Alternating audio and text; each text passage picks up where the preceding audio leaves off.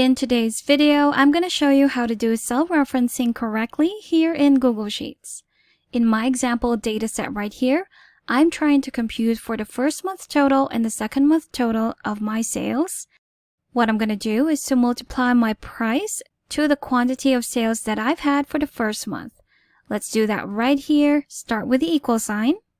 Then select your cell, your first cell reference right here, multiplied by the second cell.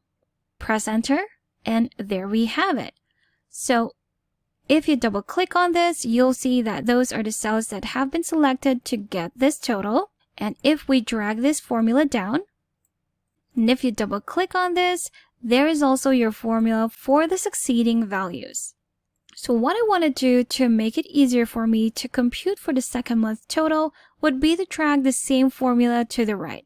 So if I click on this and drag it to the right, you'll see that it has given me a different total, and let's find out why. So if I double click on it, this time the cell reference has moved this well to the right as we moved our formula to the right. So instead of this one multiplied by this one, it has multiplied this one to this one. To fix that, what we can do is to add an absolute reference to our formula. So let's start over and edit this formula right here. So to edit your formula, all you have to do is to double click on the cell where your formula is. And now what we're going to do is to learn about our cell references. We have the first part, which is your column. So that's column C. And your row, which is number 4. So what we're trying to do here is to make sure that our column reference would stay put even if we move our formula to the right. So we can do that by adding the dollar symbol to represent our absolute reference. So go ahead and add the dollar sign right there. There you have it. Now if I press enter, it will still give us the same total, but this time if we drag this formula to the right, it will now give us the correct total, because if we click on it, you'll see that our cell reference is now the correct ones. Our column has stayed in place because of the absolute reference that we placed before our column. So if we drag this down and double click to see if the formula is correct, you'll see that it is. So that's for putting an absolute reference to your columns. Now let's try and do that with our rows. So I have the same data right here. I've just transposed it. I've inverted our headers into a column, and this column right here has turned into our headers. So we're going to do the same thing. We're going to compute for the total of our first month, and that's going to be this one multiplied to this one. So start your formula with the equal sign. Then select your cell reference. This multiplied to this. And if you press enter again, it's the same total that we have right here.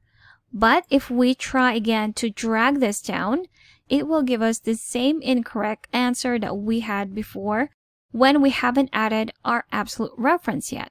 So to fix this, let's just remove that.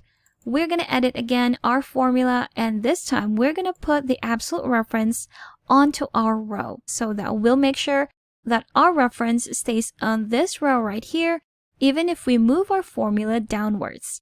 So let's add that dollar sign. That's shift and number 4 on your keyboard. And if you press enter, there it is. If we drag it down, there we go. We now have the correct total for our second month as well. And if you double click on it, there is a correct cell reference. Now our final example would be putting the absolute reference on that one cell. So this time it's just the item for jeans, and the price per unit for that item would be $15. So what we're going to be doing is to multiply this cell right here to all these values right here. Let's go ahead and do that. Let's start with the equal sign again. And this time we're just going to click on this one, multiply by this one. Press enter, and there you have it. If you try to drag this down, you'll see that it will give you the suggested formula of putting an absolute reference on both your column and your row for that cell reference to stay in place even if you multiply it to the rest of your data. So we're just going to accept that, and there you have it. So other than just manually putting in the $ onto your cell references, what you can do is to press the F4 button on your keyboard. So let's try that out. So that's equal sign. Select the cell right here. Now before you move on to the next cell reference, just press F4 on the keyboard, and there you have it. You've applied an absolute reference on both the column and the row for that cell. And if you multiply it to this one right here, press enter, and there you have it. So that's the same absolute cell reference for all of our formulas right here. So that's how to do cell referencing correctly here in Google Sheets. Thanks for watching.